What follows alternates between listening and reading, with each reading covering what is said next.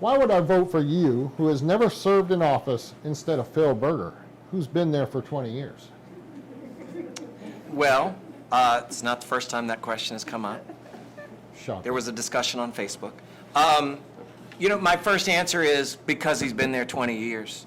As we found, certainly, as we've heard even more with Washington and people being there almost 40 years, I think that we really have to look at term limits in a lot of places. I think that at some point, public servants forget that they're there to serve the public and not themselves. And I think that I bring something new, powerful, by just having a fresh determination to represent the people instead of grabbing stuff for myself. I can tell you that having grown up in a small family business, my parents opened their dry cleaners in 1967. I wasn't even born for 2 more years after that. And they owned it for 50 years, my mom owned it.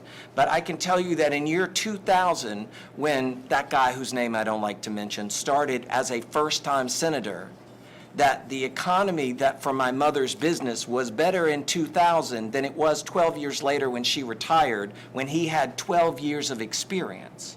So I can tell you there's something just about wanting to serve the people. And I think that decisions that are being made right now are literally endangering people's lives.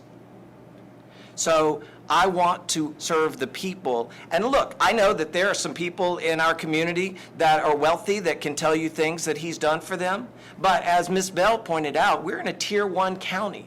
So an awful lot of our people don't qualify in that wealthy group that got some of the projects. And those are the people that need to be served. We all need to be served. And so that's what I am there for.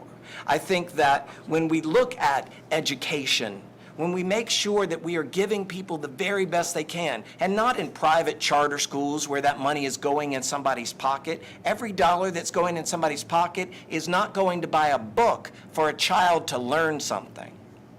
So that's why I'm going. That's why I think it's worth bringing somebody new in, because everybody there showed up for the first time. And now let's do that again. It will be great. Thanks.